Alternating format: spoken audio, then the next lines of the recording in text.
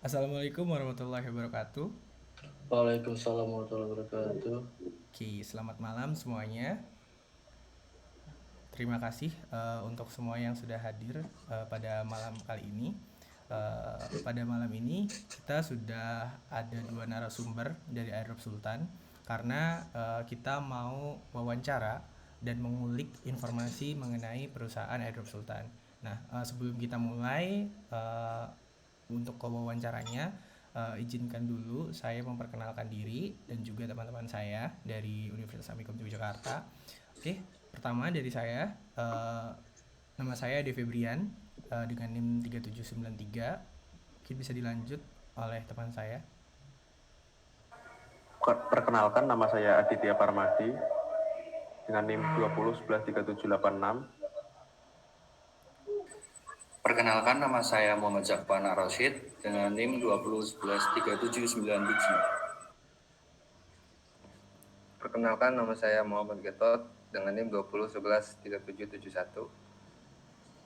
Oke, itu perkenalan dari kami dan mungkin karena kita juga ingin tahu Airdrop Sultan, alangkah lebih baiknya kita juga bisa mengenal dari narasumbernya juga. Mungkin dari Mas Deksa sama Mas Rizaldi bisa memperkenalkan diri.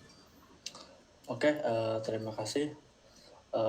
Perkenalkan, nama saya Deksa, saya dari Adostudian Indonesia. Saat ini saya menjabat sebagai posisi Community Manager ya di sana. Oke. Oke, perkenalkan nama saya Dwi Jaldi. Saya Community Moderator dari Airdrop Sultan Indonesia. Oke. Terima kasih. Jadi kita sudah didatangi oleh dua narasumber dari Airdrop Sultan, yaitu Mas Deksa, seorang community manager, dan juga Mas Dwi Rizaldi. Nah, sebelum kita mulai lagi, kita juga ingin memperkenalkan dulu terlebih dahulu Airdrop Sultan. Jadi Airdrop Sultan adalah perusahaan yang berfokus pada media informasi dan juga periklanan yang berfokus di cryptocurrency ataupun blockchain. Dan Airdrop Sultan itu kita akan coba kulik-kulik lebih dalam apa saja yang bisa kita dapatkan dari kita dapatkan informasi-informasi dari Airdrop Sultan. Mungkin bisa kita mulai untuk sesi wawancaranya, Mas Deksa atau Mas Rizal. Oke, boleh silakan. Oke, mulai dari saya. Saya coba-coba untuk kulik Airdrop Sultan lebih dalam. Oke, yang pertama nih, Mas Rizal atau Mas Deksa. Gimana sih perusahaan Airdrop Sultan ini tuh didirikan dan apa sih motivasi mendirikan Airdrop Sultan ini? Oke, boleh saya jawab.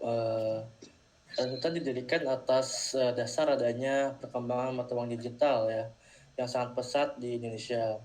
Namun tidak disertai dengan platform yang membahas fokus ke kripto saja.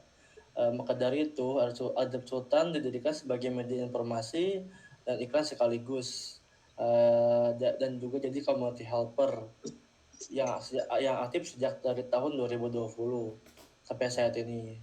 Jika berbicara motivasi utama, mungkin motivasi utama saya hanya ingin memperkenalkan dunia cryptocurrency ke masyarakat Indonesia yang lebih dalam, itu untuk orang-orang yang belum paham tentang cryptocurrency, agar masyarakat awam tentang kripto itu lebih aware gitu, akan potensi-potensi yang ada pada kripto.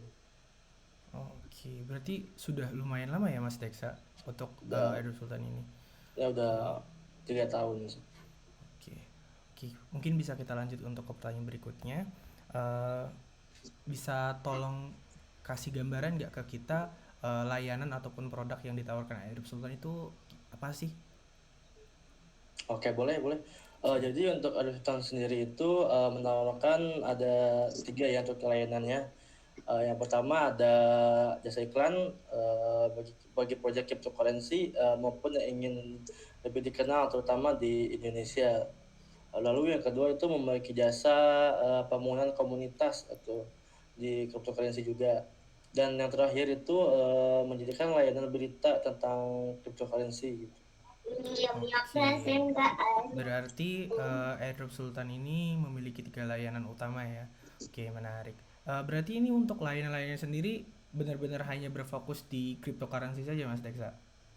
Ya, untuk saat ini hanya fokus ke cryptocurrency saja. Oke, baik.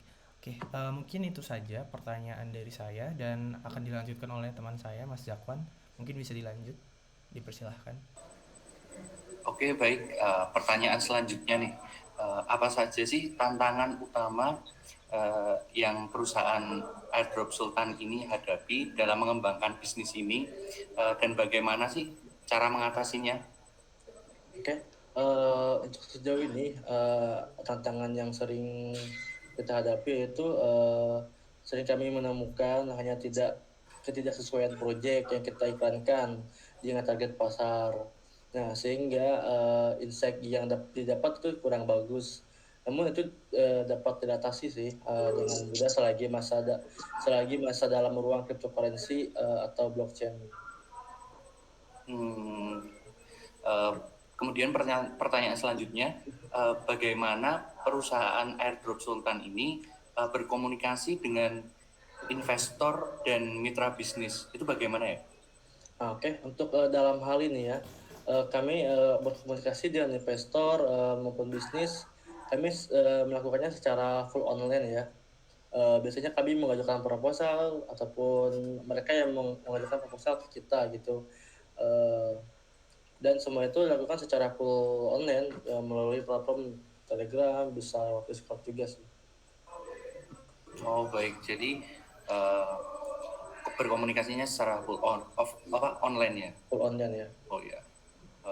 Mungkin pertanyaan dari saya seperti itu. Pertanyaan selanjutnya akan disampaikan oleh teman saya, Adit. Baik, saya di sini punya beberapa pertanyaan.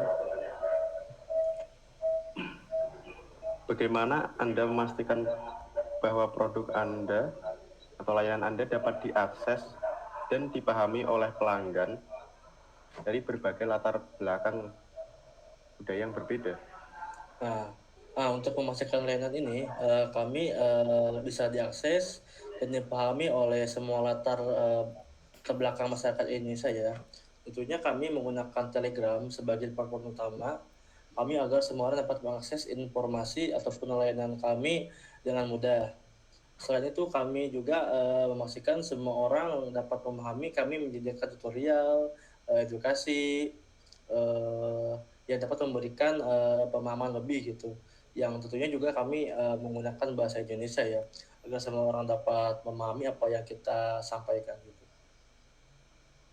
Oh, baik-baik. Jadi setiap orang pasti sudah tahu karena ada tutorial yang mengarahkan orang yang kurang tahu jadi tahu. Iya betul. Oke, pertanyaan selanjutnya adalah bagaimana mengatasi perbedaan bahasa dan budaya dalam presentasi atau promosi produk? Nah, ini saya jawab ya untuk pertanyaan ini. Jadi emang sejauh ini nggak ada masalah berarti ya untuk dalam hal budaya ataupun bahasa, karena target utama kami memang di Indonesia. Tapi jika ada dari luar negeri seperti seperti India atau Vietnam, kami cukup menggunakan bahasa Inggris untuk mengatasi hal tersebut. Kurang lebih seperti itu. Oke, baik-baik. Jadi bahasa Inggris itu diperlukan sekali ya untuk perusahaan ini, soalnya untuk komunikasi dengan orang luar itu juga harus menggunakan bahasa Inggris sebagai bahasa internasional. Iya, kurang lebih. Oke, ada pertanyaan selanjutnya. Bagaimana perusahaan ini mendapatkan pendanaan awal dan apakah ada investor atau mitra terkenal yang terlibat dalam perusahaan ini? Untuk mendapatkannya tentu kami mengirimkan proposal formal ya ke beberapa proyek terkenal, antara lain kepada seorang community manager, kurang lebih begitu. Cukup mengirim proposal formal doang sih. Apakah setiap proposal yang Anda kirim dari perusahaan Anda itu semuanya diterima atau tidak? Ada beberapa yang enggak juga karena ketidakcocokan gitu. Oke, baik. Oke, pertanyaan selanjutnya akan dilanjutkan oleh Muhammad Gatot. Oke, saya akan membacakan pertanyaan selanjutnya. Ya. Bagaimana perusahaan Anda mengoptimalkan presentasi dan promosi produk menggunakan komunikasi verbal maupun non-verbal secara efektif? Hampir semua yang kita lakukan di Adobe Sultan komunikasi melalui verbal ya untuk promosi. Jadi sejauh ini promosi yang kita lakukan efektif karena udah menjangkau target utama pada promosi kami. Kurang lebih gitu. Oke. Kemudian ini pertanyaan terakhir nih Mas. Bagaimana sih perusahaan Adobe Sultan ini menggunakan teknologi untuk mempercepat respon dan menyelesaikan masalah-masalah para pelanggan nih? Dalam memanfaatkan teknologi untuk merespon dan menyelesaikan masalah pada Adobe Sultan dengan cepat ya, kami memanfaatkan bot yang sudah kami setting untuk menjawab semua kebutuhan kami. Sehingga ketika kami belum bisa membalas, ada bot yang aktif 24 jam untuk menjawab semua pertanyaan dengan instan. Kurang lebih begitu. Oke, jadi udah ada medianya tersendiri ya buat Iya, menghandle itu. iya kita setting bot yang otomatis menjawab semua pertanyaan secara instan gitu. Oke. Mungkin itu saja pertanyaan dari kami. Terima kasih Mas Deksa dan Mas Rizaldi telah menjawab beberapa pertanyaan dari kami. Mungkin Mas Ade bisa menambahkan. Oke, sebelumnya mohon maaf banget ini Mas Deksa sama Mas Rizaldi. Sepertinya ada satu pertanyaan yang lumayan penting juga yang terlewat. Apakah berkenan untuk menjawab? Ya, boleh. Oke, jadi gimana sih Adobe Sultan itu memastikan data ataupun informasi dari pelanggan atau mungkin mitra tetap aman gitu dan terlindungi dari serangan-serangan cyber? Kami nggak nyimpan informasi apapun ya dari mitra kami gitu. Jadi kami nggak bisa jawab pertanyaan ini. Oh, oke. Berarti Adobe Sultan sendiri nggak ada database atau apapun yang menyimpan data dan informasi gitu ya? Iya, Ya, nggak menyimpan informasi apapun. Oke, baik. Mungkin itu saja beberapa pertanyaan yang kami sampaikan. Dari wawancara ini juga kami lumayan dapat banyak insight dan dari beberapa pertanyaan tadi juga ada jawaban yang menarik yang baru kami tahu juga dalam percryptocurrencyan ini yang dijalankan oleh Adobe Sultan. Namun untuk sejauh ini mungkin ada beberapa hal ya yang mungkin jadi masih ada halangan untuk Adobe Sultan juga. Oke, sebelum kita tutup mungkin ada hal-hal yang ingin kita sampaikan juga atau mungkin dari Adobe Sultan yang ingin disampaikan, dipersilahkan ya. Mungkin bisa dimulai dari kita dulu. Oke. Baik, kepada Mas Deksa dan Mas Rizaldi, kami sangat berterima kasih telah menjawab dengan baik dan dengan jelas. Kita sangat berterima kasih sekali. Oke. Ya. Oke, bagaimana Mas Jakwan atau Mas Gatot? Mungkin ada tambahan lain sebelum kita tutup? Mungkin dari saya, terima kasih buat Mas Deksa sama Mas Rizaldi telah memberikan insight mengenai perdunia kriptoan yang tadinya kita belum tahu. Mungkin saya baru tahu ya dunia kripto.